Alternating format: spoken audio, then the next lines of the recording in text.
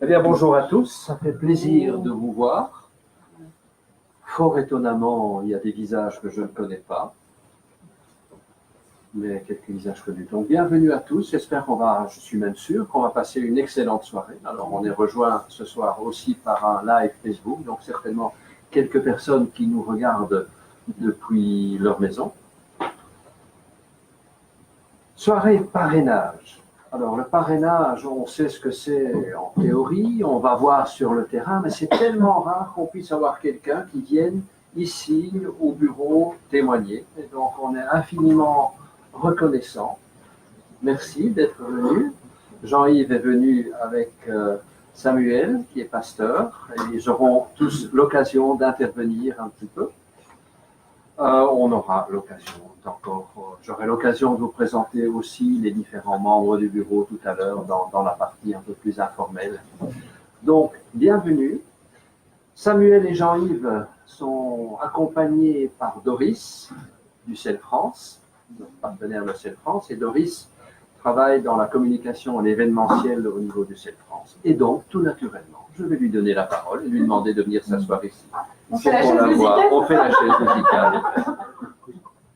Ok, super. Bonsoir à tous. C'est vraiment super d'être là, d'être en Belgique. Alors moi, je connaissais bien l'équipe. Et en fait, je n'étais jamais venue ici. Donc voilà, quand tu me dis, en fait, on a une église qui héberge les locaux. Du coup, je disais, bah, c'est super, ça va être l'occasion un peu de voir et de découvrir. Donc moi, je travaille, comme a dit Eric, à la communication. Et ça fait 4 ans à peu près qu'on essaye d'organiser au niveau du CEL une tournée parrainage. Donc on est basé en région parisienne, voilà, pas à Paris même, mais en région parisienne. Et c'est vrai que du coup les gens aussi disent mais en fait vous restez qu'à Paris, voilà, on se dit, non, on se déplace. Et donc du coup on essaye un petit peu d'aller partout. Et du coup voilà, là en fait c'est notre tournée. Donc voilà, en fait ils viennent pour 2 semaines, 3 week-ends, donc ils ont un programme assez chargé. Pas mal de rencontres dans les églises, avec des jeunes, voilà, dans différentes salles, dans des cafés, des interviews radio. Demain, on va être à Paris, voilà, à Mons aussi. Et donc voilà, là, c'est notre petite périple Belgique et Lille. On va retourner à Paris. Et après, la semaine prochaine, on fait tout le sud, voilà, tout le sud de la France. Et voilà, et c'est l'idée du coup d'aller à la rencontre des gens. C'est vrai que vous ne pouvez pas forcément aller sur le terrain. Alors l'idée, c'est que le terrain puisse venir à vous. et voilà. Pour présenter un petit peu rapidement du coup Jean-Yves et Samuel. Alors je vais commencer par Samuel que je connais depuis plus longtemps. Donc Samuel, on s'est rencontrés nous il y a 2 ans, puisque du coup dans le cadre de la tournée parrainage, on a demandé à Samuel de venir faire une tournée parrainage avec nous. Donc Samuel, au-delà d'être pasteur, il a été 4 ans directeur d'un centre d'accueil d'enfants parrainés. Et en fait, il connaissait bien la France parce qu'il a fait des études de théologie dans un institut en région parisienne à Vaux-sur-Seine. Voilà, donc on avait déjà des relations avec lui. Et donc l'idée, c'était qu'il puisse venir. Il est venu. Quelques temps après, je suis allée sur le terrain. J'ai pu visiter son église. Et puis voilà, donc c'était l'idée qu'il soit là. Et puis Jean-Yves, donc moi, je suis allée pour la 2e fois au Burkina en janvier. J'accompagnais un artiste qui visitait sa filleule et moi-même je parraine une petite fille, toute petite fille de 6 ans au Burkina. Et donc dans l'un de ses centres d'accueil, on la visite et puis il y a le directeur du centre qui me dit Doris, on a un jeune qui était là depuis le début du centre d'accueil, depuis que le centre a été créé, donc la toute première promotion. Et qui est là, qui a grandi et qui sert aujourd'hui au centre d'accueil. Est-ce que vous voudriez le rencontrer et puis entendre son histoire? Donc j'étais avec un caméraman et puis notre idée justement c'était d'avoir des histoires, de rencontrer des gens pour ensuite partager avec les gens en France. Et donc nous avons rencontré Jean-Yves qui a bien voulu accepter de se mettre devant la caméra et de répondre aux questions. Et c'est vrai que c'était super d'entendre son histoire. On est rentré en France. On a demandé du coup à Jean-Yves de venir. Donc on a demandé l'autorisation et puis elle nous a été accordée. Donc on a demandé à Samuel d'accompagner Jean-Yves parce que c'était sa première fois en dehors du Burkina et première fois en France. Voilà un petit peu. Je vais laisser la parole à Jean-Yves juste avant. petites choses pratiques ou tout ça, donc voilà, il y a un Facebook Live, il y a quelqu'un qui prend des photos, moi je veux aussi prendre des photos. Alors, est-ce qu'il y en a certains d'entre vous qui ne veulent absolument pas être sur les photos, parce que dans ce cas-là, je vais vous prendre par derrière et je vais prendre quelques petites vidéos. Alors, est-ce qu'il y en a certains qui absolument ne veulent pas? On veut respecter le droit à l'image de chacun, donc voilà. Je ne sais pas s'il y a des choses... S'il y a des retouches pour enlever les rides. Voilà, c'est plus pour avoir un truc d'ensemble, on essaiera, mais voilà, c'est pour être bien sûr et voilà. Et donc pareil, donc moi il y a un Facebook Live et moi je vais envoyer des photos aussi en live, donc je préviens, comme je préviens au niveau d'autres soirées, si vous me voyez sur mon portable, c'est pas que je suis en train de discuter avec des amis ou quoi, c'est que je suis en train d'envoyer les photos à mon équipe qui s'occupe de les mettre voilà, sur internet. Je vais mettre sur Facebook. D'accord, ok, bien, et ben c'est très bien, et comme ça on respectera voilà, la dame là, du coup pour vous, pas de photo, voilà. Voilà, et puis du coup je vais laisser la parole à Jean-Yves qui va nous raconter un petit peu son histoire. Alors voilà, il y a quelques photos, et après il y aura des photos en plus grand. Je vais mettre là comme ça, je vais le voir. Et puis voilà. Et puis si tu veux, tu te mets là où tu te lèves, ou comme tu te sens. Qu'est-ce qui est mieux? Okay. Voilà. Bonsoir à tous. Merci beaucoup pour l'accueil. Je suis très content d'être parmi vous ce soir et de pouvoir vous raconter mon histoire.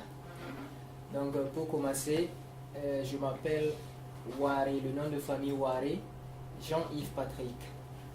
Je suis étudiant en première année géographie.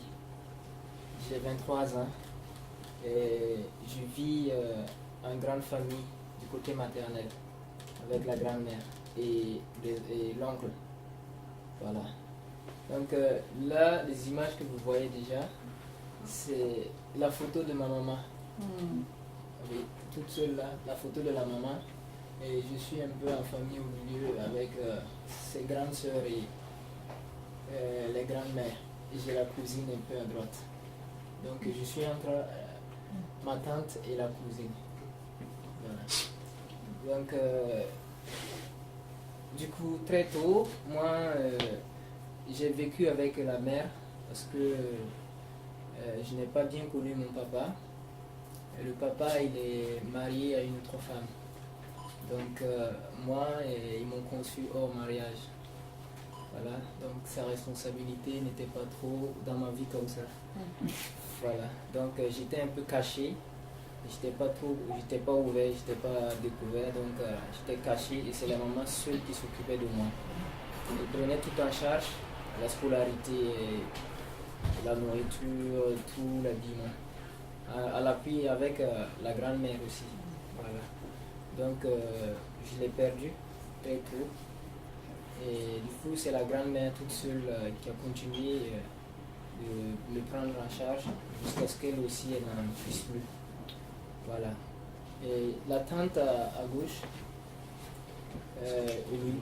ok. La tante au milieu, je dis au milieu, moi qui suis au milieu et la tante un peu à ma droite, voilà. Elle s'est mariée à un pasteur. Et c'est le pasteur qui a, puisque dans le centre d'accueil où je suis, le pasteur il a pris connaissance aussi de l'ouverture du centre d'accueil de là-bas. Il a informé à la grand-mère de m'amener pour qu'on puisse prendre soin de moi, puisque la maman n'était plus. Voilà, au centre d'accueil, on va l'aider à bien prendre charge. Voilà, et du coup, elle m'a envoyé là-bas, elle m'a expliqué tous ses problèmes. Et je n'arrivais pas à continuer les études parce que la grand-mère ne pouvait plus payer les études. Voilà. Donc le centre d'accueil a accepté de me prendre en charge là-bas. Donc grâce à Dieu, arrivé au centre d'accueil, j'ai eu un parrain américain qui me prend en charge actuellement. Voilà. Donc au centre d'accueil, nous organisons plein d'activités qui m'ont beaucoup aidé. Par exemple, voilà, là c'est encore une image, de toute la famille actuelle dans la maison. Voilà, l'oncle, sa femme, les grandes-mères et les cousines. Voilà. Je l'ai prise bien avant le voyage, donc pour vous présenter cela. Donc, je disais qu'au centre d'accueil, nous organisons beaucoup d'activités qui m'aident à découvrir plein de choses dans la vie. Nous avons là une photo de sortie que nous avons fait à l'intérieur du pays même. Et cette sortie m'a permis de découvrir beaucoup d'animaux que je ne connaissais pas. Voilà, de très près, j'ai pris des photos des animaux, peut-être que je n'aurais pas eu la chance de voir de si près. Voilà. Il y a encore une image sur, voilà, également à l'intérieur du pays. Je suis sur un crocodile sacré comme ça. Voilà, donc flatté avec un peu de poulet, j'ai pu prendre la belle photo que vous voyez là. Donc toutes ces sorties m'ont permis de voir aussi de si près et de faire de jolies photos. Donc je m'épanouissais en gros, je m'épanouis toujours également puisque je suis toujours parrainé au centre d'accueil. Ça m'aide très beaucoup. Donc ma relation avec mon parrain, nous échangeons beaucoup de lettres. Nous échangeons des lettres, il m'écrit, je l'écris également. Voilà. Donc dans ces lettres-là, nous avons... Ok, j'arrive dans ces lettres. Voilà, et il m'envoie des messages d'encouragement, d'espérance. Voilà, il m'encourage à garder espoir. Voilà, à persévérer dans la vie. Puisque comme moi, j'étais un peu déçu de la vie, je pourrais dire ça. Parce que très tôt, j'ai perdu ma maman. C'était un peu compliqué pour moi. Voilà, donc à travers ces lettres, il m'encourageait à rester persévérant, à garder courage. C'est ainsi la vie. Et de beaucoup prier. Et cela va beaucoup m'aider. Donc j'ai envoyé là quelques-unes de ces lettres que nous avons pu échanger. Voilà, il m'envoyait des lettres de toutes sortes, des lettres d'anniversaire, des lettres de Noël et même des lettres de vacances. Donc dans ces lettres, il me parle de tout ce qui se passe dans son pays. Il me parle des événements qu'ils organisent dans le pays. Par exemple, des journées d'action de grâce, voilà, qu'il célèbre en famille. Et moi, de mon côté également, je lui parle de tout ce qui se passe dans mon pays, du paysage, du climat, le temps qu'il fait chez moi. Voilà, c'est ainsi qu'on échange. Je me souviens également quand je passais mon examen de baccalauréat, je l'ai fait d'abord en 2016 et ça n'a pas marché. Voilà, du coup j'étais un peu découragé là. Je l'ai informé que j'ai pas eu mon examen en 2016 et il m'a envoyé un message me disant de ne pas me décourager. Et c'est ainsi la vie également. Donc on apprend avec aussi l'échec. Donc j'ai gardé courage et l'année qui a suivi, en 2017, j'ai travaillé dur et j'ai eu l'examen. Oui, je l'ai informé, il m'a félicité et il me demande de bien continuer le bon travail que je fais. Il m'encourage, il prie pour moi, il prie pour mes études. Voilà.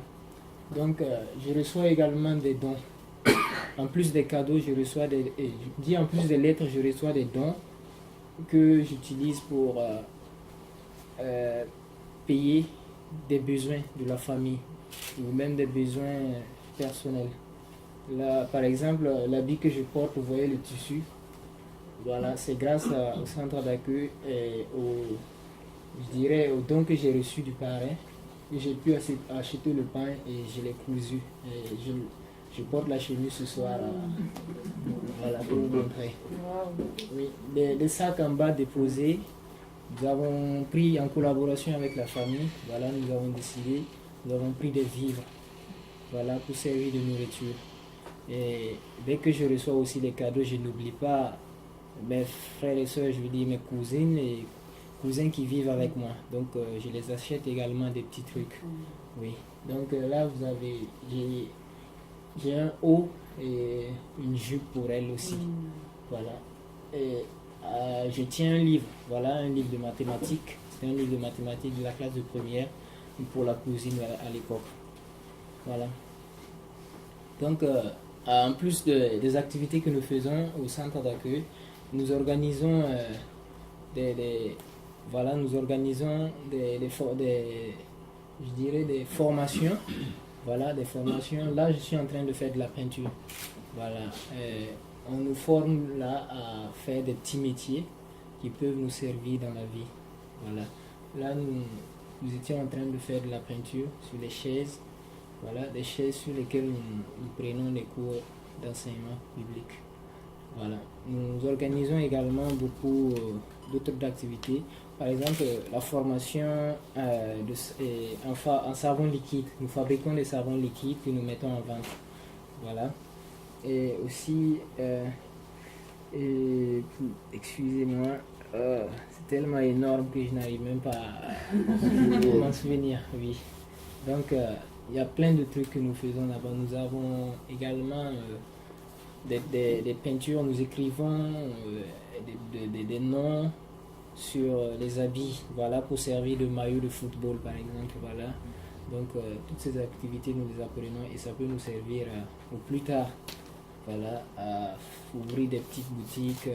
Par exemple, également nous faisons pour les filles, côté des filles, on les apprend à faire des bracelets, oui. Les bracelets et puis aussi à faire le tissage de cheveux, voilà, et qu'elles mettent également en vente, voilà. J'ai la photo à gauche, voilà, c'est quand je devais effectuer le voyage pour la France. Je suis passé devant et toute l'assemblée a prié pour moi que j'effectue ce voyage. Donc du coup, c'est l'histoire que j'avais à vous raconter. Merci beaucoup. Merci pour l'accueil. Je vais dire, juste apporter quelques détails et aussi loger tout ce que Jean-Yves vient de dire dans de grandes cases pour que ce soit facilement saisissable. Et, en ce qui concerne les centres de parrainage, j'ai été responsable d'un centre de parrainage pendant 4 ans, comme Doris l'a dit. Et aussi actuellement, notre église héberge un centre de parrainage. Et au Burkina Faso, il y a une centaine de centres de parrainage. Et plusieurs enfants sont enregistrés et bénéficient de l'aide. Ce qui nous touche beaucoup, c'est de voir des frères, des sœurs d'autres pays. Et je l'ai chaque fois répété à Doris quand on fait la tournée avec elle et je vois tout son engagement pour pouvoir mobiliser et puis soutenir des personnes qui vivent dans la pauvreté. Nous, ça nous touche beaucoup. Et tout le soutien dont nous bénéficions, c'est vous qui faites des efforts et qui nous apportez ce soutien pour que les personnes vivant dans la pauvreté soient soutenues. Au niveau du centre de parrainage, d'abord, la consigne pour recruter un enfant qui doit bénéficier du soutien, c'est de recruter parmi les plus pauvres. Parce qu'on est dans un pays dit pauvre, donc tout le monde est pauvre, mais il y a des plus pauvres parmi les pauvres. Et des enfants comme Jean-Yves et d'autres vivent une pauvreté assez profonde et ils ont besoin d'aide. Autrement, ils ne pourraient pas aller à l'école et ils ne seraient pas soignés. Et un autre critère, c'est d'avoir des enfants qui ne sont pas très loin du centre ou de l'église pour pouvoir effectuer les déplacements de façon hebdomadaire afin de bénéficier des services et des enseignements. Et puis aussi, il y a la question de l'âge. Il faut recruter des enfants qui ont entre 4 ans et 7 ans.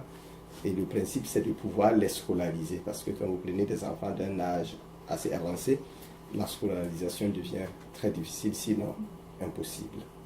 Ceci fait, les enfants sont recrutés, ils sont dans le centre et ils bénéficient de plusieurs services, parmi lesquels l'éducation.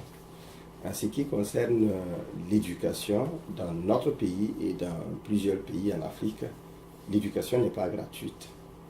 Et pour ces enfants qui n'auraient vraiment pas l'avantage d'aller à l'école, grâce au parrainage, ils sont inscrits dans des écoles privées ou publiques pour pouvoir, avec les autres enfants, bénéficier de l'éducation.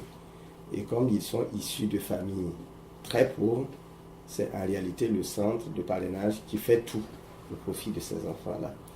D'abord, quand on dit éducation chez nous, il y a les frais de scolarité, il y a l'achat des fournitures scolaires, il y a la tenue scolaire, il y a aussi les cours d'appui. Et en ce qui concerne les cours d'appui ou cours d'appoint chez nous, et puisqu'il s'agit d'enfants pauvres, d'abord le contexte familial ne leur permet pas d'être au même niveau intellectuel que les autres enfants. Et deuxièmement, ils sont généralement dans des classes où les effectifs sont pléthoriques.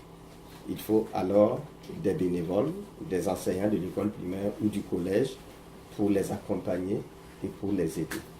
Et grâce à ce soutien-là, ils arrivent à passer l'examen comme tout le monde et à réussir brillamment. Et on a un exemple frappant ici ce soir, réussi à son baccalauréat. En plus de l'éducation, il y a ce qui relève de la santé. Et chez nous, l'assurance santé n'existe pas. Merci de m'aider à terminer ma phrase. L'assurance santé n'existe pas. Donc c'est chacun pour soi, Dieu pour tous. Et chez nous, on a transformé ça pour dire chacun s'assoit et Dieu le pousse.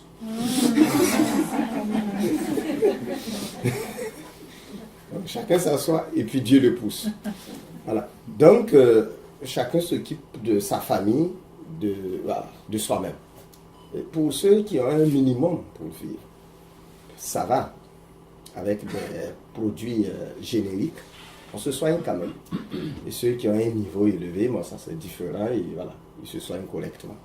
Mais il y a ceux-là qui, comme Jean-Yves et bien d'autres personnes, ils sont dans l'incapacité totale de se prendre en charge dans le domaine de la santé. Et quand ils sont recrutés dans le centre, qu'est-ce qui est fait? D'abord, il y a des sensibilisations qui leur permettent d'éviter pas mal de maladies. Parce que la plupart des maladies sont liées à l'hygiène, sont liées à l'eau. Et en leur donnant des informations, déjà, on peut éviter 50% des maladies.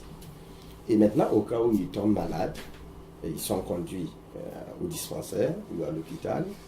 Les frais liés à la consultation sont pris en charge par le centre. Les frais liés à l'hospitalisation, si l'enfant est hospitalisé, sont pris en charge par le centre. Et aussi les frais liés à l'achat des médicaments sont pris en charge par le centre. Au cas où le malade devrait être évacué, soit à l'intérieur ou à l'extérieur, quand je dis intérieur, c'est peut-être entre le centre et une autre ville, ou bien il y a eu des cas où c'était des maladies assez sérieuses, assez graves, et les enfants ont bénéficié d'une évacuation, soit au Maroc ou en Tunisie, et puis bon, ailleurs, je ne sais pas encore. Voilà. Donc, la santé est totalement prise en charge. Et les éléments, les volets de la santé que je vous ai cités, si ça s'est fait, en réalité, tout est fait. Voilà. Et en ce qui concerne la santé, le centre de parrainage va au-delà de l'enfant. Parce que l'enfant qui vient d'une famille pauvre, disons très pauvre, si au cas où les parents eux-mêmes tombaient malades, si le centre n'intervient pas pour les accompagner dans les soins et qu'il arrivait que ça se passe mal, en plus de soutenir un enfant déjà vulnérable, vous aurez un orphelin ou une orpheline entre les mains. Donc pour éviter des cas de ce genre, le centre s'implique dans les soins des parents ou des familles. Ce n'est pas systématique, mais c'est en fonction des situations au cas par cas. Là, voici les deux grands domaines. Santé, éducation. Des exemples, il y en a beaucoup. Des situations particulières, je peux encore en parler, mais pour des raisons de temps, je vais m'intéresser au troisième domaine. Le troisième domaine, sont les activités génératrices de revenus accordées aux parents. Je précise ici que les consignes de recrutement, c'est un enfant par famille. Au Burkina Faso, on a des familles chrétiennes et aussi des familles musulmanes. On comprend tout de suite que les familles chrétiennes c'est évangélique ou catholique, et les familles chrétiennes sont monogamiques, et les familles non chrétiennes, soit musulmanes ou quelques rares animistes, sont polygamiques. Au cas où c'est une famille monogamique, c'est un enfant, et c'est celui qui a l'âge compris entre 4 et 7 ans.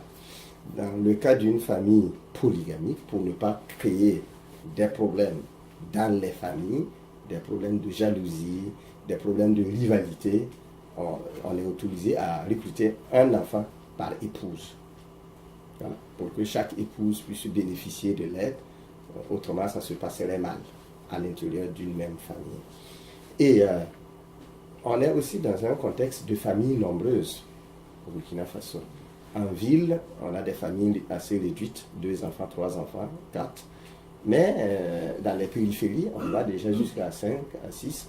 Et dans les campagnes, dans une famille polygamique, vous pouvez avoir en face 8, 9, 10, peut-être sinon plus. Voilà. Et maintenant, selon le principe, puisqu'on recrute un seul enfant, il y a les autres enfants de la famille qui ne sont pas pris en charge et qui ont aussi besoin d'aide. Et ce qui a été imaginé et qui est très pertinent et efficace, c'est qu'on accorde à la famille une activité génératrice de revenus. Et cette activité génératrice de revenus, quand c'est bien fait, la famille elle-même peut désormais se prendre en charge et prendre en charge les enfants qui n'ont pas été enregistrés dans le centre. Et finalement, tout le monde est pris en charge et tout le monde va bien. Voilà. Et il n'y a pas mieux que ça. Jusque-là, il n'y a pas mieux que ça. Et à ce titre, il y a plusieurs familles qui ont démontré qu'elles étaient sérieuses, qu'elles étaient travailleuses, mais qu'il manquait tout simplement les moyens de base pour initier ou pour commencer une activité. On a une famille qui a été enregistrée, dont l'enfant a été enregistré dans le centre. Le père s'appelle Valentin, PV-VIH, et la mère ménagère. Et avant qu'il ne soit malade, il était menuisier. Il taillait le bois et il arrivait à prendre en charge sa famille. Voici qu'avec sa maladie, il a des difficultés et tous ses revenus sont passés dans l'achat des produits. Alors il est tombé en faillite. Grâce au centre, il a bénéficié d'une AGR, activité génératrice de revenus, et on lui a doté un matériel pour sa menuiserie. Il a repris ses activités et aujourd'hui, il se prend en charge lui-même d'abord et ensuite sa famille. Dans certaines de mes photos, il y a des meubles qu'il a fait et que nous avons pu photographier. Il y a aussi des familles qui ne sont pas douées en menuiserie, mais qui optent de faire de la mécanique et on accompagne chaque famille dans son domaine de compétences. Et à ceux-là qui ne peuvent pas faire de la mécanique, mais qui peuvent faire du petit commerce, surtout les ménagères ou des femmes qui accompagnent leurs enfants, elles sont douées en petit commerce, donc au bord de la route, et elles font du petit commerce. Donc pour les détails, je vais m'arrêter là et commenter juste les photos avant de m'arrêter. Donc ici, vous avez des enfants que nous avons recrutés. Toutes ces filles que vous voyez sont de notre centre. Elles ont été recrutées quand elles avaient 4 ans. Et aujourd'hui, celle qui est au milieu et l'autre qui est à l'extrême, Elodie, font la 3e. Les 2 autres font la seconde. Il y a celle qui est au milieu en bleu, elle fait la seconde. Et celle qui est juste à côté de moi, elle fait la première. Mais je vous assure que n'eût été le soutien, l'avantage qu'elles ont bénéficié au centre de parrainage, elles n'auraient pas eu cette chance-là d'aller à l'école. Et encore moins avoir un brevet d'études du premier cycle et poursuivre des études. Une autre photo, on pourrait parler d'autres activités que nous nommons activités extracurriculaires. Et là, je m'arrête là pour expliquer d'abord ce que c'est que les activités curriculaires et ensuite les activités extracurriculaires. Quand les enfants sont enregistrés au centre, ce n'est pas seulement pour bénéficier de la santé et de l'éducation et des activités régénératrices de revenus. On les accueille tous les jeudis ou tous les samedis en fonction de la disponibilité des enfants. Il y a un programme d'enseignement qui leur est donné. Dans ce programme d'enseignement, il y a 3 grands volets, sinon 4. Il y a un volet enseignement spirituel. Et dans ce volet, la Bible, l'étude, il y a l'étude de la Bible. Et là, vous avez une photo juste là. Ça, c'est la classe des adolescentes qui sont en train d'étudier la Bible.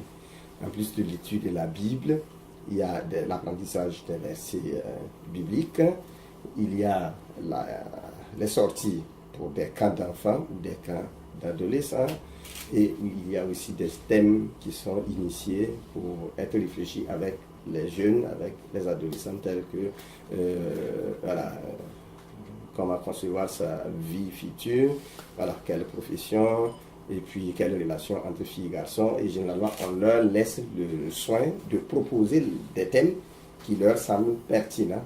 Et maintenant, les animateurs développent les thèmes-là dans une perspective biblique. Voilà. Volet biblique, volet spirituel. Il y a naturellement la prière. En plus du volet spirituel, il y a ce qui relève du socio-émotionnel, la connaissance de soi et la connaissance de l'autre. Et c'est dans ce volet-là que, bien qu'étant au Burkina Faso, on va leur expliquer ce que c'est que la France, on va leur expliquer ce que c'est que les États-Unis, quels sont les milieux, quels sont les contextes, comment globalement les gens sont, et puis quelles sont les formes de pensée, le climat, voilà, la nourriture. Voilà. Nous-mêmes, on ne connaît pas beaucoup, mais le minimum qu'on trouve dans les revues, dans les livres, sur Internet, c'est ce qu'on leur donne. Voilà. Certains viendront un jour en Europe comme lui, d'autres ne viendront jamais, mais une connaissance est toujours utile. Voilà. Ah, c'est le socio-émotionnel. Après le socio-émotionnel, il y a ce qui relève du volet physique. Dans physique, nous logeons la santé. Un esprit sain dans un corps sain. Voilà. Et c'est aussi le domaine du sport, le volleyball, football. C'est aussi le domaine de la sensibilisation. Comment se comporter pour ne pas tomber malade, parce que nous gagnons à ce que les enfants ne tombent pas malades. Puisque quand ils tombent malades, il faut les soigner. Autant prévenir que guérir. Donc on les sensibilise et en même temps on sensibilise les parents et aussi on leur donne toutes les informations qu'il faut et on les permet de faire du sport. Voilà. Donc ça c'est les grands domaines, voilà, dans lesquels ils sont enseignés.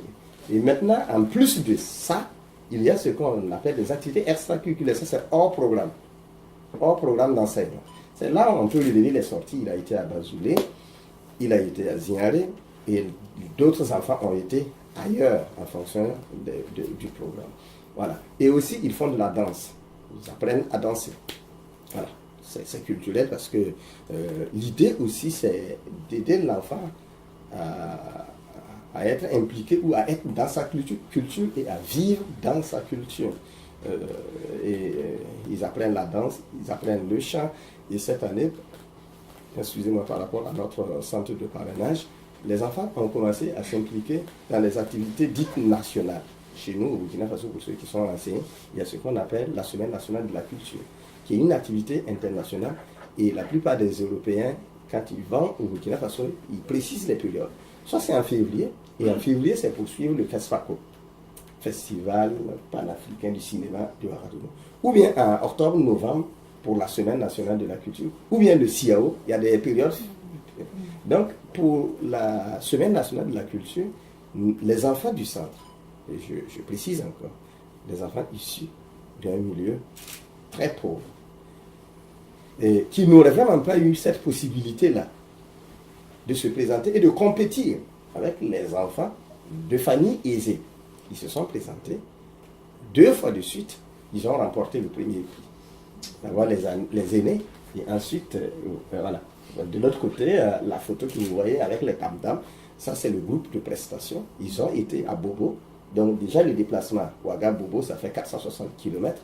Il y a des adultes qui sont nés à Ouaga et qui ne connaissent que Ouaga. Hein. Ou qui sont nés dans ma ville et qui ne connaissent que dans ma ville. Je ne sais pas, ici il y en a, mais chez nous il y en a encore. Des gens qui naissent dans un milieu, ceux qui le connaissent, c'est tout autour, quoi. 100 km, au-delà de 100 km, bon, ils ne sont pas encore. Mais ces enfants traversent des villes. Et pour nous, ça participe à leur culture. Et puis, il y a aussi le football, il y a le handball, il y a d'autres activités assez intéressantes. Et je vais à la fin, et je termine maintenant avec... terminé. D'accord. Ça, et puis avant, il y a eu Voilà, d'accord. Donc, merci. Et ça, c'est une... parmi nos enfants, il y a Kuba, qui est encore très bien à l'école. Mais déjà, comme Jean-Yves l'a dit, on les permet au centre d'apprendre à faire des activités avec les 5 tours. Voilà. Parce que le système scolaire chez nous en dehors du centre, on vous forme comme un intellectuel du CPE1 jusqu'à l'université. Et quand vous n'arrivez pas à décrocher un emploi dans un bureau, en réalité, vous ne servez pas à grand-chose. Parce que vous ne pouvez plus rien faire en dehors d'être dans un bureau, de travailler dans un service et puis de s'asseoir à l'ombre. Voilà. Alors qu'actuellement, dans nos pays, ce n'est pas porteur. Non seulement c'est mal payé, mais ensuite, les scolarisés commencent à devenir nombreux et l'État ne veut pas employer tout le monde. Qu'est-ce qu'on fait? On apprend déjà aux enfants l'esprit d'initiative. Ils font de la peinture, ils font des chaussures. Là, c'est un enfant du centre qui l'a fait, des chaussures, qu'il vend. Et ça fait déjà de l'argent. Et puis de l'autre côté, ils sont initiés à l'informatique. Permettez-moi de préciser encore que c'est des enfants qui sont issus de milieux pauvres. Et qui dit milieu pauvre, dit qu'ils ne sont pas... voilà, les familles ne pouvaient pas leur donner cette opportunité d'apprendre l'informatique.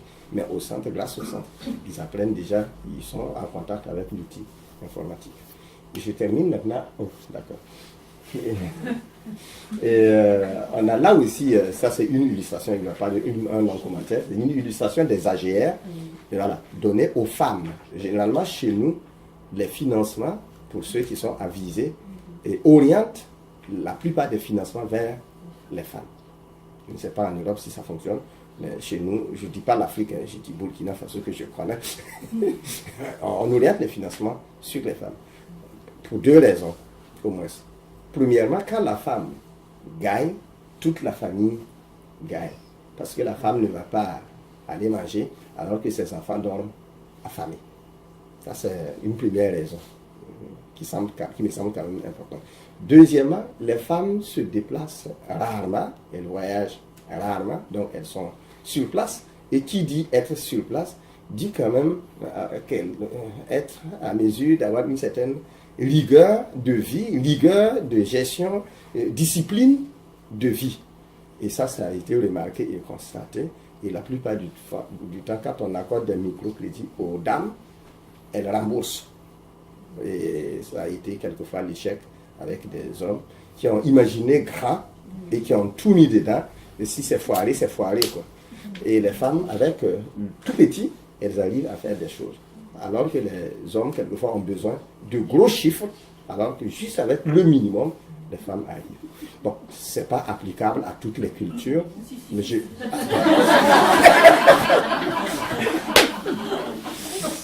D'accord, je voulais tout juste décrire ce que j'ai constaté dans ma culture, et si ça correspond avec la culture des autres, Dieu merci. Et là aussi, c'est la distribution de vivres. Donc là, c'est la distribution de vivres. Et là, permettez-moi, comme on est dans une église, permettez-moi d'en parler. Et quand vous voyez celui qui est avec moi, sac de riz à main, et vous voyez sur sa tête, il y a un bonnet. Ceux qui sont avisés savent que c'est un bonnet musulman. Je m'arrête là pour dire. Et aussi, sur cette photo, vous voyez comment les femmes sont habillées. Et cet habillement, tous ceux qui sont avisés savent que c'est musulman.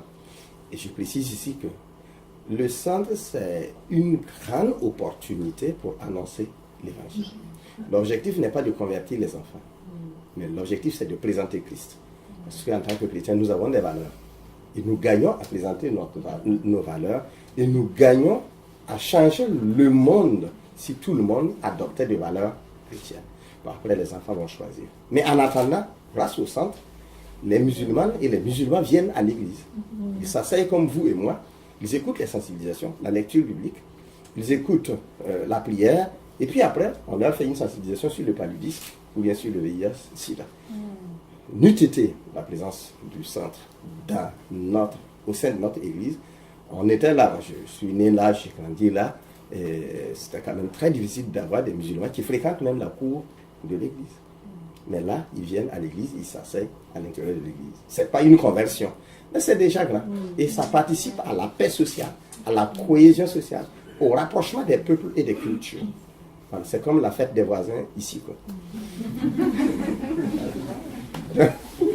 D'accord, donc merci. Et puis là aussi, on a toujours des activités, parce que aussi l'idée, c'est de pouvoir dire aux enfants, bon, essayer de faire quelque chose, et aussi sensibiliser les parents à participer financièrement et participer physiquement. Et là, les bénévoles offrent leurs services gratuitement. Et aussi, il y a des activités qui sont initiées pour pouvoir appuyer, pour pouvoir accompagner. Parce que chez nous, il y a un proverbe qui dit, quand on vous lave le dos, vous lavez-vous au moins le visage. N'attendez pas que celui qui vous lave le dos vienne vous rincer le visage. Donc, pendant que les parrains mobilisent de l'argent pour nous accompagner à nous libérer de la pauvreté, ce que nous pouvons faire, voilà, levons-nous et faisons-le. Et je n'aurai vraiment pas le temps de parler de ça, sinon, il y a de belles initiatives qui sont faites sur place pour appuyer, pour accompagner, et par les bénéficiaires eux-mêmes, tant financièrement que physiquement. Les gens s'impliquent et les gens travaillent. Voilà. Et puis, je termine avec l'histoire de cette j'ai dit jolie belle fille, ça fait rire, mais cette jolie belle fille, elle s'appelle Rebecca. Et Rebecca, je ne sais pas si je prononce bien, voilà, c'est bien, merci. Et Rebecca, elle fait partie de notre première promotion, donc elle a approximativement l'âge de Jean-Yves. Voilà. Et elle, je prends son exemple parce qu'elle est en même temps l'exemple d'une fille bien impliquée dans le centre, dynamique et qui a bénéficié de tous les avantages, santé, éducation et aussi AGR de sa famille.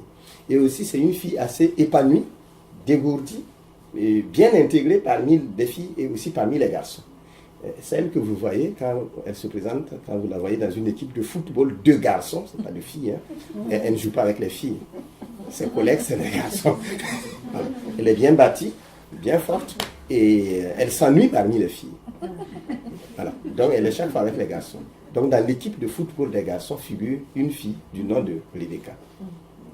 Et là, elle est engagée dans plein d'activités. La danse, Delis peut le témoigner quand elle est venue, c'est Rebecca qui était devant. Quand on dit, voilà, qui va venir danser pour qu'on puisse filmer? Tout le monde est timide, Rebecca se présente.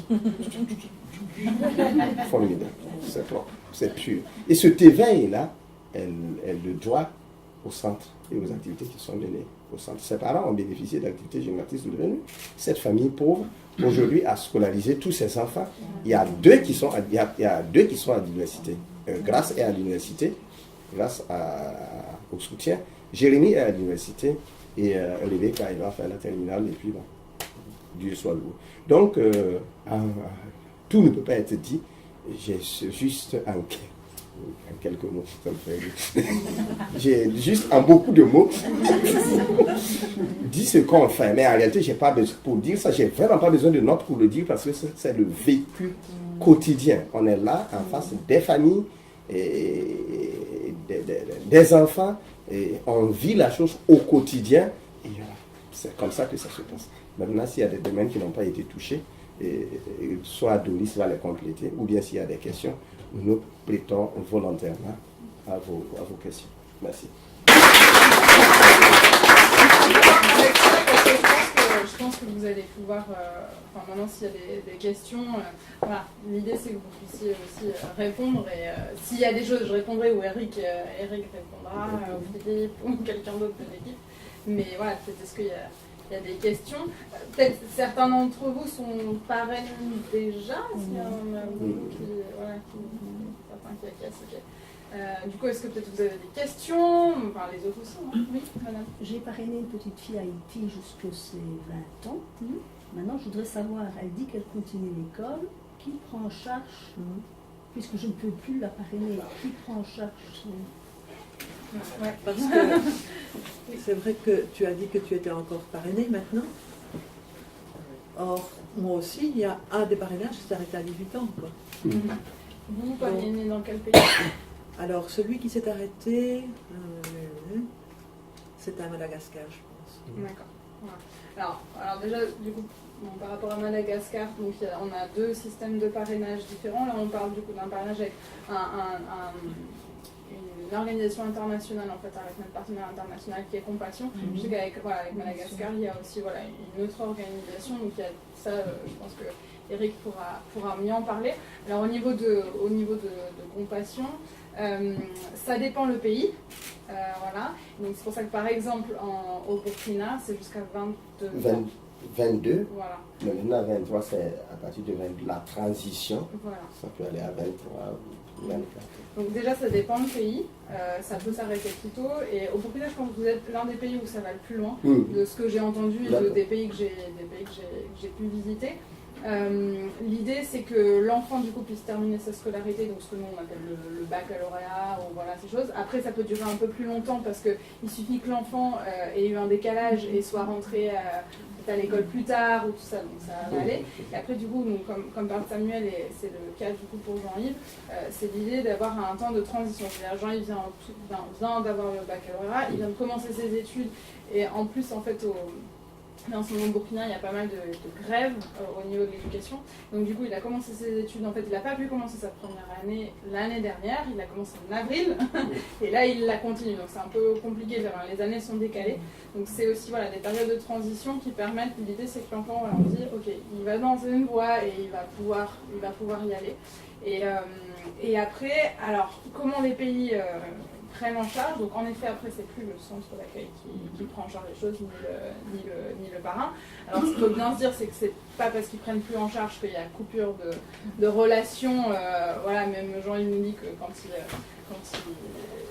quand dans la semaine, il passe voir aussi le centre d'accueil. Enfin, il y a une relation qui se crée toutes ces années avec le centre, et donc les enfants continuent.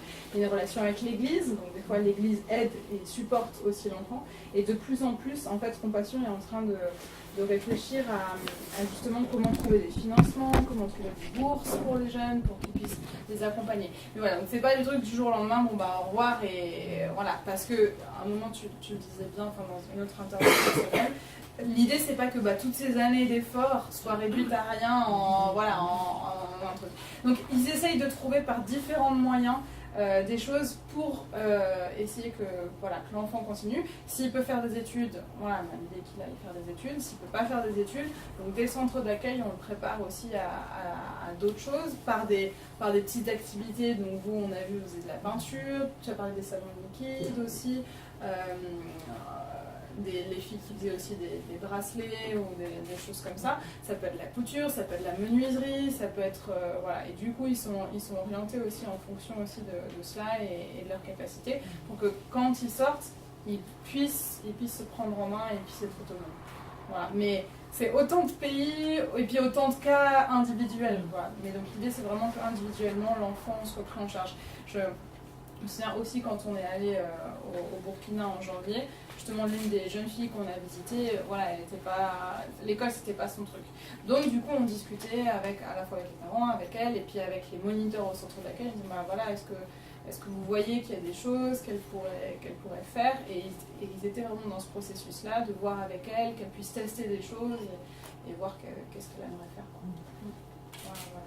Qui c'est qui décide en fait si ça s'arrête à 18, à 20, 22, qu'est-ce qui détermine en fait Alors c'est une bonne question. Donc je sais que voilà, suivant les pays c'est différent. Je pense que c'est vraiment lié au système éducatif. Dans certains ça va plus loin. Et comme je disais aussi Et c'est la loi du pays qui impose ou c'est Non. qui décide Oui, mais ce que je peux apporter comme réponse, c'est que dans les conditions de recrutement, dès l'enregistrement de l'enfant, les conditions de compassion internationale sont que le parrainage s'arrête à 22 ans. Pour le Burkina. Et ça, c'est une information qui tombe dès le début. Les parents sont informés, l'Église est informée. Voilà. Et nous comprenons parce que toute structure a son fonctionnement, ses règles, ses méthodes. Et pour Compassion internationale, c'en est ainsi et on fait avec. Maintenant, comme Doris l'a dit, comme l'Église est prévenue et que les parents sont prévenus, on travaille de manière à ne pas rendre nul tout le travail qui a été fait.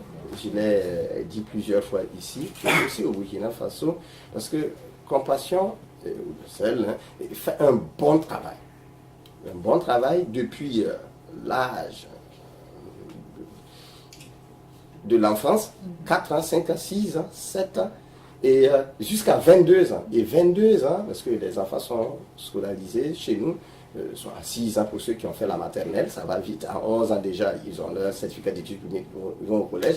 Mais ceux qui vont à l'école à 8 ans, ils auront le bac plus tard. Mais quand vous accompagnez un enfant jusqu'à ce qu'il obtienne son bac, et qu'après, tout le soutien dont il bénéficie s'arrête, en réalité, vous avez fabriqué un chômeur ou bien un sans-emploi. Il est là, il ne peut pas poursuivre ses études. Alors que chez nous, la plupart du temps, les études, l'emploi est lié à la hauteur du diplôme. Quoi. Plus on a un gros diplôme, plus on a accès au travail beaucoup plus facilement. Et un élève qui n'a que le bac, ça peut poser un véritable problème. Mais l'Église prend le relais en réfléchissant.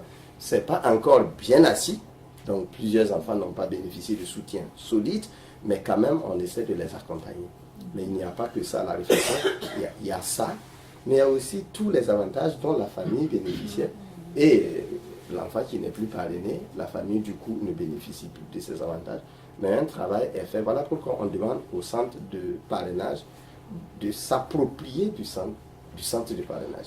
Et c'est dans ce sens-là que très bien, cette photo. Ce n'est pas une famille, mais c'est le projet du centre de parrainage. Et nous avons bénéficié de parrainage plus. Doris va expliquer ce que c'est son domaine de compétence. Mais nous avons bénéficié d'un financement supplémentaire. Je fais souvent confusion entre complémentaire et supplémentaire. On a bénéficié d'un financement supplémentaire et le CDE a réalisé cette activité-là. Et nous vendons des œufs et à la fin, on va vendre les poules elles-mêmes et on va les remplacer par les autres poules. Mais c'est pour pouvoir prendre le relais des financements. Au cas où un jour les bailleurs ou les financiers qui nous accordent du soutien ne seraient plus là, que le centre puisse fonctionner de lui-même. Et c'est grâce à ce soutien-là qu'on essaie de prendre le relais, même si on n'arrive pas à donner le même montant à l'enfant pour qu'il puisse poursuivre ses études, on essaie quand même de les soutenir comme on peut. Et c'est dans ce sens aussi qu'on accorde aux parents des activités génératrices de revenus, parce qu'ils sont bien prévenus qu'à 22 ans, ça va s'arrêter. Que les parents puissent eux-mêmes prendre le relais. Mais en attendant, la réflexion continue. J'en ai parlé avec Doris, avec beaucoup de la réflexion continue. Et je pense qu'il va y avoir un système pour pouvoir accompagner les enfants, surtout ceux-là qui veulent faire de longues études. Et je profite de là pour dire que pour ceux qui connaissent un échec scolaire, la difficulté est tout de suite résolue. On a Ilias chez nous, l'expression vient de Doris, l'école c'est pas son truc. Vous avez beau faire, ça passe pas. Il n'aime pas l'école, aller à l'école, s'asseoir pendant toute une journée à écouter une enseignante ou un enseignant, c'est pas son truc. Qu'est-ce qu'on fait? On lui demande, mais qu'est-ce que tu veux faire? Il dit de la soudure. Soudure? Soudure. Donc le centre, il veut faire de la soudure. Le centre va avoir un soudeur professionnel. On paie le soudeur en fonction des heures d'apprentissage. Et à ce jour, Ilias est à mesure de faire de la soudure, de se prendre en charge. Et puis petit à petit, quand il va fonder une famille, du coup, il a une activité. Voilà. Donc, pour ceux qui connaissent un échec scolaire, la question est résolue. Mais pour ceux-là qui veulent aller à l'université, c'est à ce niveau que le problème se pose. Mais je pense que grâce à Dieu et grâce à vos prières, on va compter sur la grâce du Seigneur et voir les différentes possibilités. Sinon, c'est une préoccupation et la plupart des parents posent effectivement la question, qu'est-ce qu'on fait après? Et du coup, donc, pour revenir sur le parrainage plus, Eric, c'est la même chose en Belgique. Donc on a un parrainage qu'on propose à 28 €, donc qui permet de financer tout ce dont vous avez entendu au niveau de l'enfant, qui permet de prendre en charge vraiment l'enfant et tous les services accordés à l'enfant. Et on a un parrainage à 35 € et les 7 € supplémentaires en fait vont dans un pot commun. Et en fait les centres d'accueil eux-mêmes, donc par exemple le centre de Samuel, soumettent des projets. Ils voient les choses dont ils ont besoin. Ils disent, tiens, pour améliorer le global, c'est pas pour un enfant spécifique, mais pour améliorer le global, donc par exemple, on aurait besoin de latrines. Tu disais qu'à un moment, vous aviez 2 latrines pour 400 enfants. Donc ils ont demandé voilà, un projet de ça. Nous au niveau du CEL, des choses qu'on a pu financer, par exemple une aire de jeu pour des enfants, ou alors on a pu financer une bibliothèque par exemple. Voilà. Et donc c'est des projets qui viennent du terrain, où le centre d'accueil lui-même se dit tiens, pour organiser un petit peu mieux, ou pour voilà, on aurait besoin de ça, on soumet un projet, et là après voilà, ça va. il y a des allers-retours entre Compassion Internationale et différents pays, voilà. Et du coup, il y a un soutien qui est fait, cet argent va là-dedans pour des projets vraiment liés à des centres d'accueil comme ça, qui permettent un peu d'améliorer les conditions globales, on va dire, voilà, de la vie du centre. Voilà. L'enfant qui n'est plus parrainé, il a encore des contacts avec le centre ou bien quand Oui, c'est la fin alors, de... du coup, donc c'est ce que je disais un petit peu. L'idée, c'est au-delà, je veux dire, du parrainage, c'est des relations qui se créent. Et donc, c'est même des amitiés. C'est des. Je me disais, à un moment, tu me disais, c'est tonton et c'est tanti. Bon, je sais que c'est africain aussi, mais c'est quand même, ça montre la relation qu'il y a. Et donc, sauf si l'enfant part, je sais pas, à Tataouine-les-Bains, voilà, à l'autre bout du pays. Mais en tout cas, quand il revient, c'est dans l'idée que vous les visitez. Et toi, tu peux raconter, même, tu as encore parrainé, mais tu as une relation avec eux, tu vas les voir régulièrement. Comment ça se passe, toi, la relation avec les gens au centre d'accueil? Oui, de matin libre, moi je passe des fois les rendre visite. Voilà, et parfois je les aide dans les travaux qu'ils font. Voilà, donc, et c'est grâce à eux que j'ai eu une initiation à l'ordinateur déjà. Voilà, et même à faire des impressions et des reliures. Voilà, donc j'ai une très bonne relation avec les animateurs là-bas. Donc, même hors les jours du centre, je passe de temps en temps les rendre visite. Ouais, et on garde le contact toujours. Ce qu'il faut aussi ajouter, c'est que en réalité, les enfants, ils grandissent vite, hein, surtout quand ils sont soignés et nourris. Ils grandissent vite.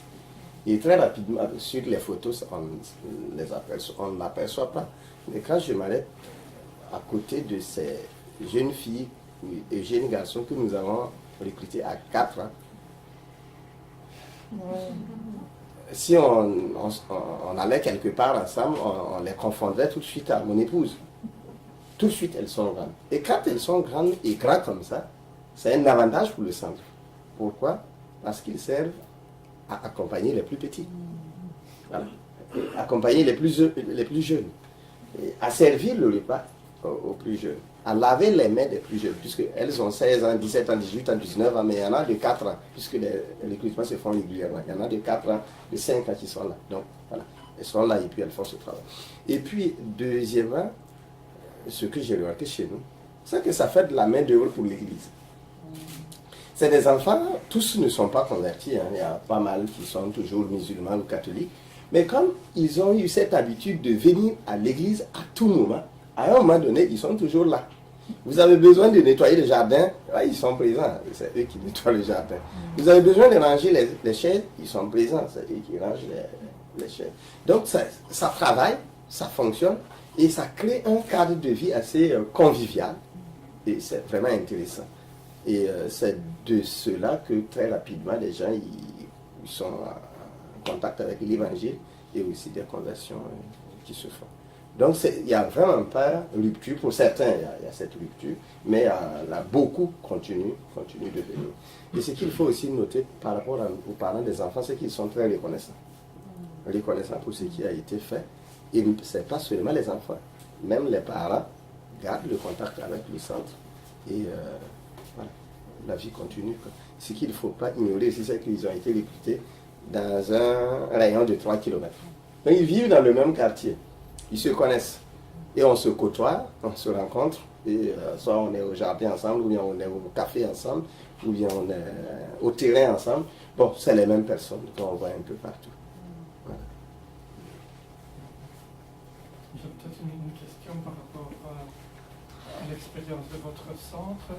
Les enfants qui ont, je veux dire, la chance d'avoir une formation, d'avoir un métier, de développer un métier, est-ce qu'ils restent un peu dans la région, ils restent au village, ou bien est-ce qu'il y a une petite partie ou une partie importante qui finalement va plus loin, vont dans les villes et restent dans les villes et ne reviennent pas nécessairement à leur de la région dont ils sont issus pour faire profiter justement la communauté locale dont ils sont issus de leur savoir-faire, de leur éducation et tout ça. Au sein de votre centre, ça se passe un peu comment? Vraiment, merci pour la précision de votre question. Parce que c'est vraiment focalisé sur le centre et la réponse que je vais donner sera contextuelle. Voilà. Peut-être que ça va s'appliquer à beaucoup d'autres centres, mais je vais me focaliser sur notre centre. Ceux-là qui jusque-là ont bénéficié d'un accompagnement pour créer une entreprise, même si c'est menuiserie ou soudure, jusque-là, ils sont toujours dans notre localité, dans notre région. Ils ne sont pas allés ailleurs. On sent que ça peut venir avec le temps parce que quand les gens l'entreprise commence à se développer, la plupart du temps, on délocalise le siège vers les grandes capitales parce que c'est là qu'on a plus de marché et plus de contacts. Donc ça peut venir, mais en attendant, ils sont tellement petits que s'ils s'amusaient à aller dans les grandes villes, et très rapidement, ils seront phagocytés par les grandes entreprises. Donc ils gagnent vraiment, ici, ils gagnent vraiment à rester sur place et à travailler sur place, là où on les connaît, et là où ils peuvent avoir des marchés facilement. Et nous, aujourd'hui, quand on a une activité de soudure, on ne va pas aller ailleurs. On va tout de suite chez celui qu'on connaît et qui peut bien faire le travail. Donc, alors, ils participent aussi au développement local de la région grâce à leur formation. C'est ça. Voilà. On a quelques filles aussi qui font de la coiffure et elles sont là et elles coiffent leur mère. Donc, c'est toujours développement social. Voilà. Merci encore.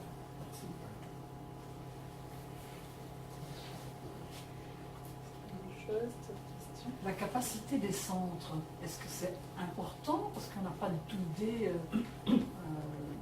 combien d'enfants, par exemple, participent par centre. Très bien. Question contextuelle, réponse contextuelle. Quand j'étais le directeur, nous avions 165 enfants. Premier recrutement, 165. Avant la fin de l'année, on était à 200. Quand je partais, quand je quittais le centre pour mes études en Europe, on était déjà à 250. Actuellement, il y a un nouveau directeur qui s'est installé et qui a repris le centre, et c'est lui qui dirige les activités actuellement. Il est précisément à 385 enfants inscrits dans le centre et officiels, ça c'est le chiffre officiel et reconnu.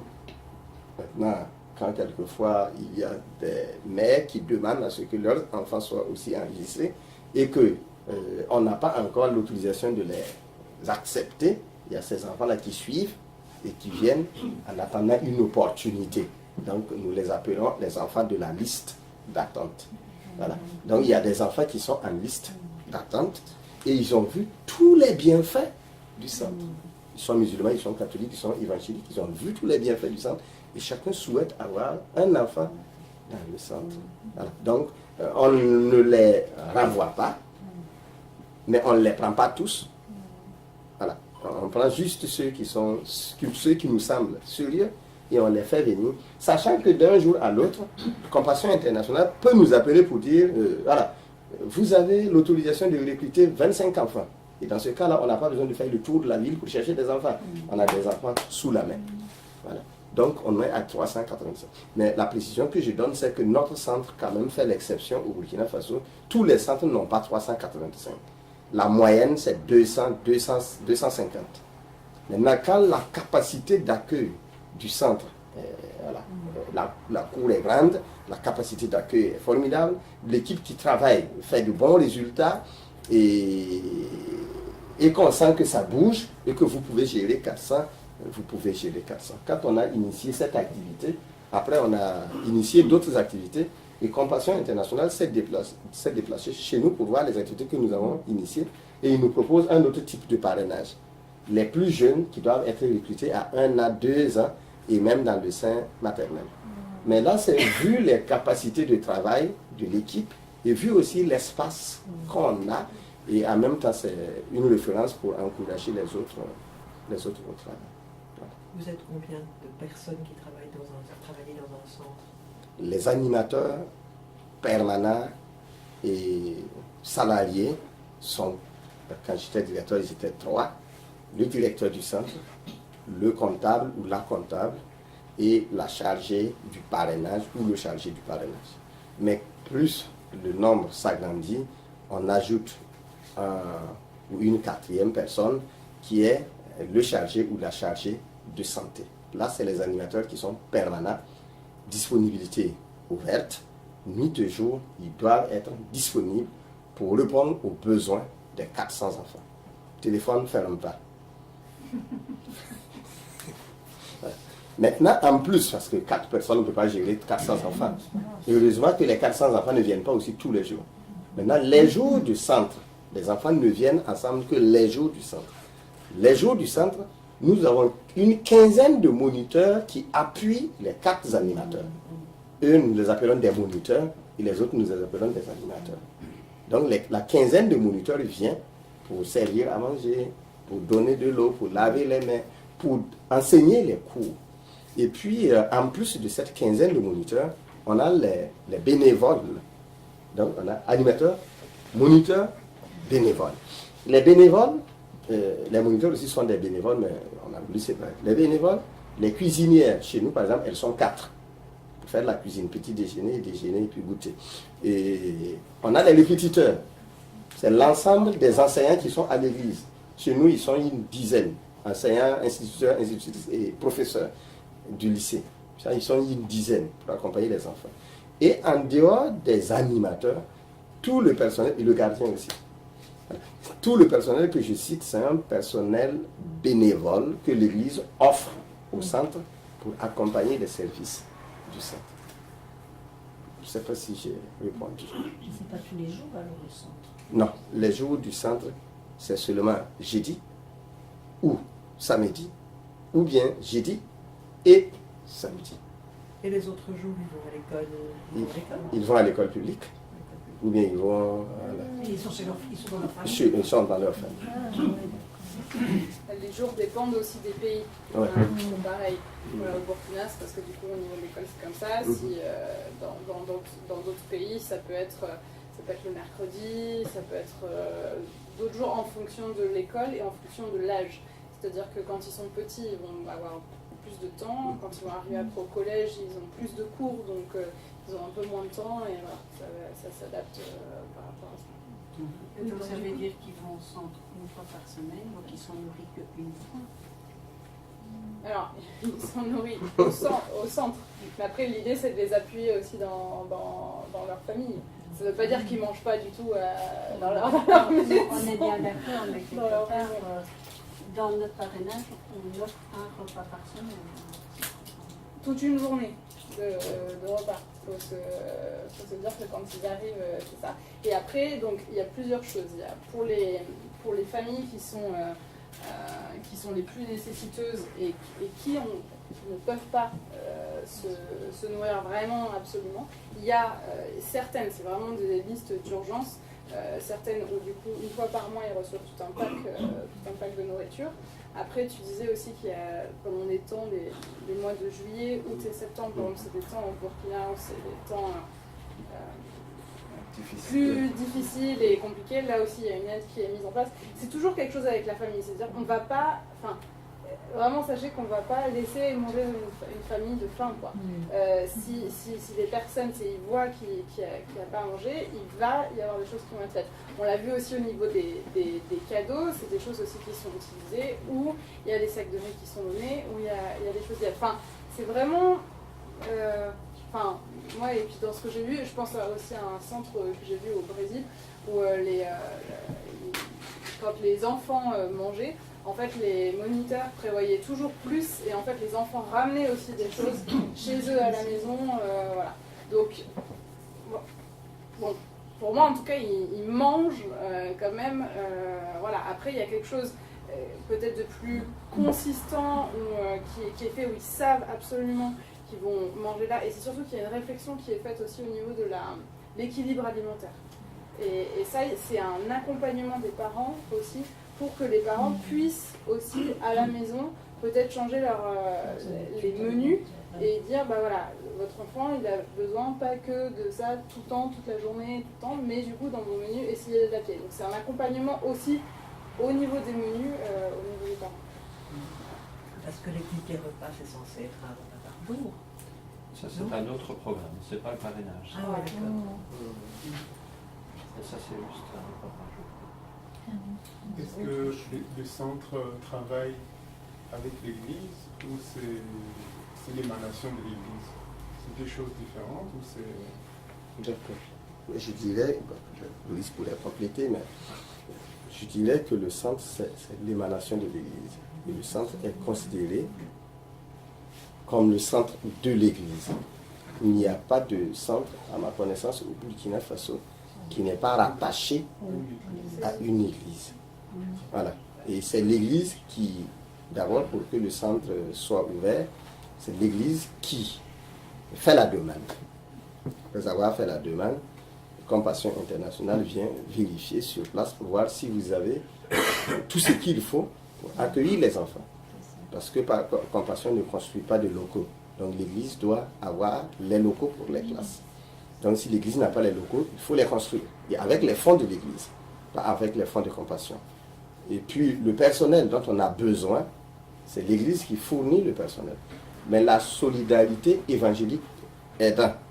Au cas où l'église serait petite, mais qu'elle aurait des locaux, mais que son effectif des membres ne permet pas d'avoir tout le personnel, on peut faire appel à des frères et sœurs des autres églises évangéliques qui viennent appuyer, qui viennent soutenir bénévoles animateurs. Donc on a aussi des centres où les animateurs ne viennent pas de l'église locale parce que l'église est très petite et n'a pas de compétences qu'il faut. Mais c'est vraiment l'église, c'est une activité de l'église. Et chez nous, pour que ce soit vraiment bien impliqué et bien imbriqué, on a même considéré que le centre constituait une structure de l'église. Parce que l'église est divisée en plusieurs structures. La structure des femmes, des jeunes, des enfants, et le CTE, le centre de parrainage, est aussi une structure. Et au conseil d'église, par exemple, responsable de femmes prend la parole au nom des femmes, jeunes, enfants, et aussi le responsable du centre de parrainage prend la parole à chaque conseil d'église pour dire ce qu'il y a, les effectifs, les difficultés. Le pasteur ne fait pas partie du conseil d'administration, mais on rencontre régulièrement au pasteur pour qu'il sache ce qui se passe. Voilà pourquoi je dis que c'est un véritable outil d'évangélisation, mais de développement pour ne citer que les deux. Je voudrais poser une question à Jean-Yves. C'est la géographie que tu utilises. Oui. Et après, qu'est-ce que tu voudrais faire? La géologie. Et travailler au Burkina? Oui. Au Burkina, oui. On a des ressources également à extraire, donc j'aimerais bien travailler là. Tu peux raconter pourquoi tu as choisi la géologie? J'ai choisi la géologie parce que déjà dès la classe de 4e, nous faisions des cours de géologie. Voilà, donc du coup quand on parlait des volcans, des couches terrestres, moi j'étais déjà intéressé. Donc j'ai gardé cette idée en tête jusqu'à la classe de terminale. Et arrivé là-bas après le bac, j'avais le choix entre deux filières pour déboucher. Donc la filière de sciences de la vie de la Terre pour déboucher là-bas. Mais il y a un très grand retard là-bas. Voilà. Donc du coup j'ai changé pour faire la géographie et si tout va bien je débouche en géologie. Ouais. C'est les études de combien de temps? 5 ans? Et ça dépendra 3 ans pour la licence. Je peux déjà m'en sortir avec l'enseignement et au fur et à mesure que j'avance, je creuse au niveau de la master et ainsi de suite. Voilà.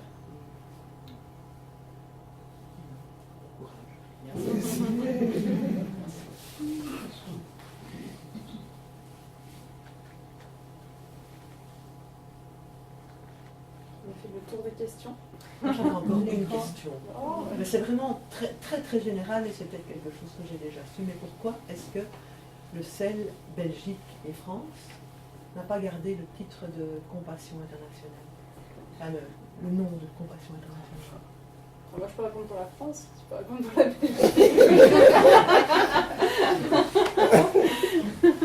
Alors, pour la France, en fait, le CEL a été créé par l'Alliance évangélique française, voilà, qui est aujourd'hui le CNEF, le Conseil national des évangéliques de France. Et en fait, dès le début, à la création du CEL, la première activité, c'était pas le parrainage d'enfants, c'était les projets de développement. Voilà. Puis un nom qui a été choisi, le parrainage est venu se greffer à cela, et donc il y avait déjà le nom du CEL qui était là, et donc en fait on n'a pas repris le nom de Compassion, parce que le CEL était déjà instauré comme ça. Donc après on est le représentant de Compassion en France, voilà, on peut être Compassion France, mais voilà. Ça crée un peu de confusion, pour l'avoir expliqué à des jeunes, ça fait un peu de confusion. C'est l'exception, la française. Mais du coup, voilà. Et pour nous, c'est important parce que ça veut dire... pour nous, c'est important qu'on garde cet aspect projet aussi qui est là, alors qui est différent de Compassion, qui est que le parrainage. Mais du coup, c'est important qu'on garde aussi toute cette partie projet. On a aussi toute une partie de soutien au niveau des urgences, et puis toute une partie sensibilisation, alors que Compassion fait, mais qui est beaucoup plus large. On a une partie éducation et développement aussi, où on sort des jeux de société, des jeux pour les jeunes et tout ça. Et donc, voilà, c'est pas que le parrainage, et pour nous, voilà, c'est quelque chose d'entier, et c'est ce qu'on souhaite. Hors Compassion, voilà. Ça n'est que du parrainage. Voilà, exactement. Voilà, la situation est similaire en Belgique. On fait du parrainage, mais on fait aussi bien d'autres choses, et on ne fait pas que du parrainage Compassion. Donc le parrainage Compassion représente chez nous environ un quart de l'activité.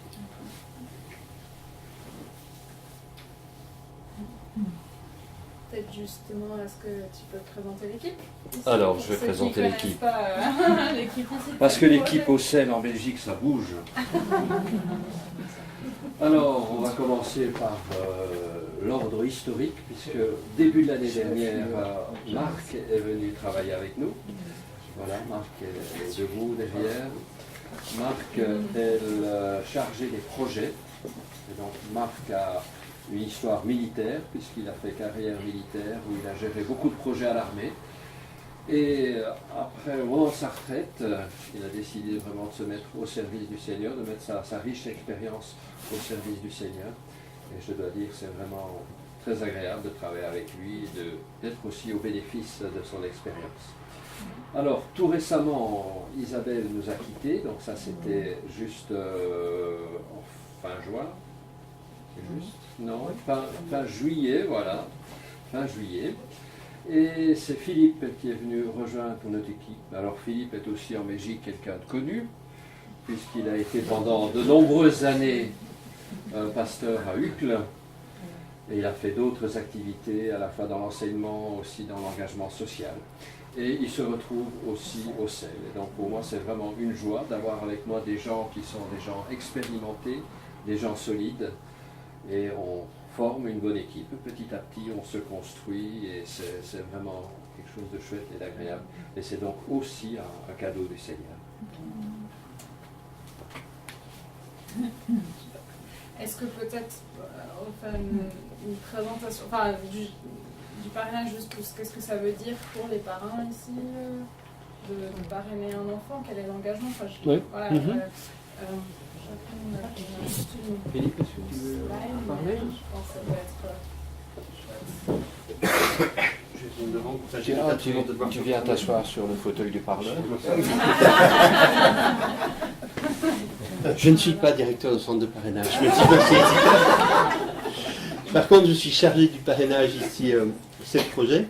Donc, comme Eric l'a bien spécifié, le parrainage est une partie de l'activité du CEL Projet et le parrainage Compassion est une partie du parrainage au sein du parrainage du CEL Projet, puisque nous ne faisons pas que du parrainage Compassion. C'est une spécificité aussi en Belgique. Voilà, on a du parrainage en direct sur Madagascar et où certaines questions qui ont été posées, pour moi, relèvent effectivement de la confusion que ça peut parfois apporter, où il y a des fonctionnements différents suivant que vous soyez dans un parrainage compassion, et comment fonctionnent les centres de compassion, ou dans un parrainage en direct sur Madagascar. Par exemple, pour ce qui est du repas par jour, sur Madagascar, les enfants viennent tous les jours dans le centre. Donc reçoivent un repas tous les jours là-bas. Voilà, c'est une des différences. Bon, il y en a d'autres qui sont spécifiques à chaque situation. Donc des parrains, nous en avons à peu près 780 en Belgique, ce qui est pas mal du tout.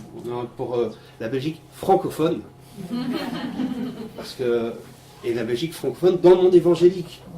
Donc je dis toujours, on se souvient qu'on a un taux de pénétration dans les églises évangéliques qui est très élevé. On est heureux de pouvoir travailler avec des églises qui répondent ainsi à l'appel et qui sont vraiment soucieuses de s'investir pour pouvoir lutter contre la misère, particulièrement parmi les enfants, et pouvoir ainsi arracher les enfants à la misère au nom de Jésus-Christ. Mais on peut encore améliorer les choses, et c'est pour ça que tous ceux qui ont reçu notre dernier SPN ont été motivés pour notre campagne un parrain égale un parrain en plus. Donc, si vous avez été touché par l'impact que peut avoir le parrainage dans la vie de quelqu'un comme notre ami, si vous êtes parrain, ce qu'on vous invite, c'est à en parler pour que quelqu'un d'autre devienne aussi parrain.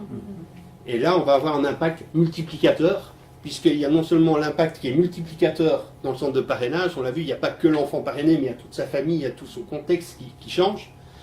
Ça, c'est avec un, mais si vous le faites avec deux, eh bien, on change deux mondes d'enfants. Et donc, c'est ce qu'on souhaite, c'est que petit à petit, pour reprendre une expression que les Belges connaissent bien dans la politique, on fasse tache d'huile.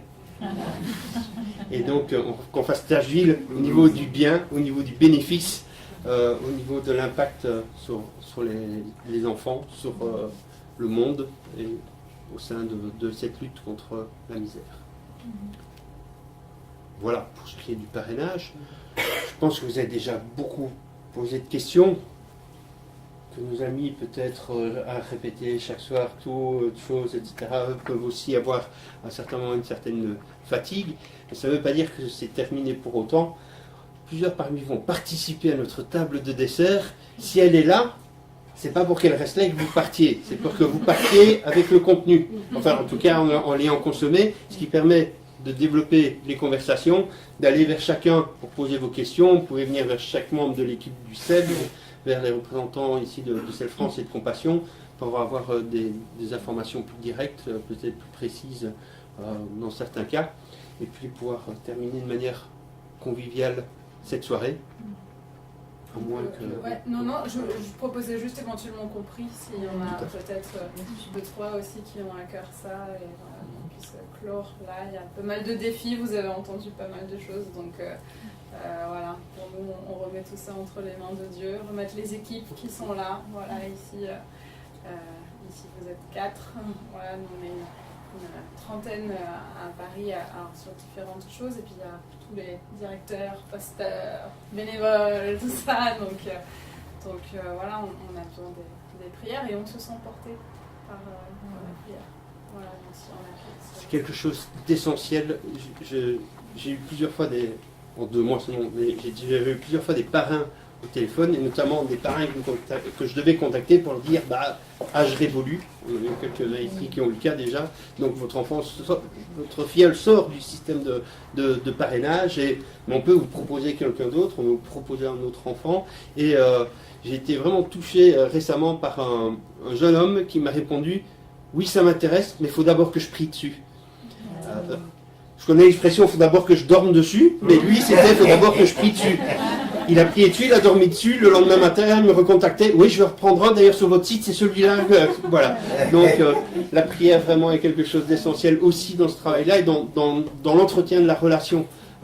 C'est touchant parce que ici, comme j'ai une équipe de 10 ou je ne sais pas combien de personnes pour le parrainage en France. Alors moi, je traite le courrier, je traite le contact avec les parrains, je fais tout pour le parrainage ici. Et donc le courrier, il faut chaque fois le traiter, il faut parfois le lire au moins en diagonale pour être sûr que tout se passe dans les formes. Et c'est impressionnant de voir le nombre de fois où les enfants écrivent à leurs parents « je prie pour toi » et le nombre de fois où les parents écrivent « je prie pour toi ». Et donc il y a vraiment une relation qui s'établit par-delà les frontières, vraiment. On est dans une relation, dans une autre dimension là, où il y a vraiment une relation et où on se tient informé de « ah mais tiens, la dernière fois tu étais malade, j'ai prié pour toi, est-ce que ça va ?» Alors parfois c'est assez surprenant parce que les lettres mettent un certain temps à arriver, donc on voit bien dans la réponse qui arrive un certain temps après que, je ne sais plus de quelle maladie il parlait, mais c'est pas grave, voilà. Donc le temps de prière, il est bienvenu, donc si quelques-uns veulent s'exprimer, puis je conclurai. Oui, allez-y. Ce qui m'a beaucoup frappé dans ce que j'ai vécu et entendu aujourd'hui, c'est cette manière très particulière de chaque cas pris à part. Et ça, je trouve que c'est vraiment, voilà, vous avez tellement d'enfants, il y a tellement d'enfants dans le centre, et chaque fois qu'il y a une difficulté, vous êtes attentif à chaque enfant en particulier, et ce que j'ai sur le cœur de dire aujourd'hui, c'est waouh, si on pouvait prendre exemple sur vous pour l'éducation en Belgique. Avoir ces cas en particulier comme vous le faites. Et c'est merveilleux. Moi j'ai un tout petit témoignage aussi à donner. Avec mon mari, on est aussi parrain des 2 enfants. Et comme mon mari est pasteur, donc on a mis aussi leurs photos à l'église. Et avec le descriptif, tout ça, donc ils font partie des sujets de prière de l'église. Et les enfants, quand ils ont été voir le tableau, ils ont vu les âges. En fait, ça correspond, on avait fait un peu exprès, ça correspond justement à nos 2 classes. Donc on a un enfant qui a 5 ans et un enfant qui a 8 ans. Et donc dans chacune des classes, tous les dimanches, sans qu'on leur demande, les enfants, ils n'oublient pas de prier pour leur camarade. Et il y a même des parents qui me disent, même à la maison, il y a certains enfants qui prient. Alors, on a trouvé ça très mignon.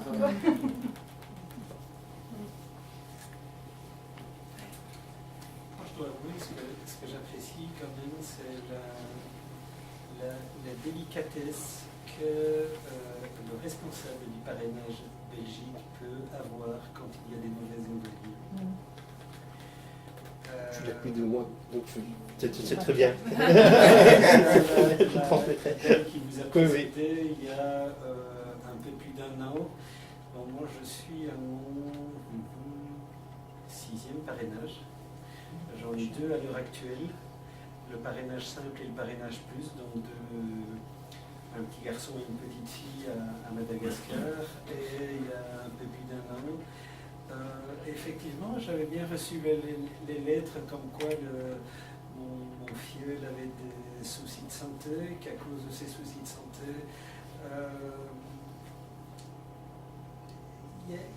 la guérison traînait, il a raté l'école pendant longtemps, etc. Et tout. Et puis, voilà, quelques mois après, j'ai le coup de fil de la date qui vous a précédé, comme quoi les soucis de santé s'étaient vraiment aggravés au point que mon filleul est décédé. Et je dois avouer, je commençais ma journée de travail à ce moment-là. Bon, voilà, donc l'oreillette était branchée, je continue à bosser. Puis je vois que le coup de fil prend une tournure spéciale. Donc je m'arrête de travailler, je m'assieds dans ma camionnette et puis voilà. Et j'attendais un petit peu la question fatidique et alors elle me dit mais qu'est-ce qu'on fait? Je dis écoutez, la question ne se pose même pas. D'abord, merci pour l'info qui passe. Je vais prendre le temps de digérer. Mais on continue. Donc, moi, d'un autre côté, ma réaction, c'était même pas de dire bon, ok, je vais dormir dessus, je vais prier dessus pour reprendre l'expression de l'autre jeune homme là, dont vous parliez. Parce que, je veux dire, une fois que j'ai mis,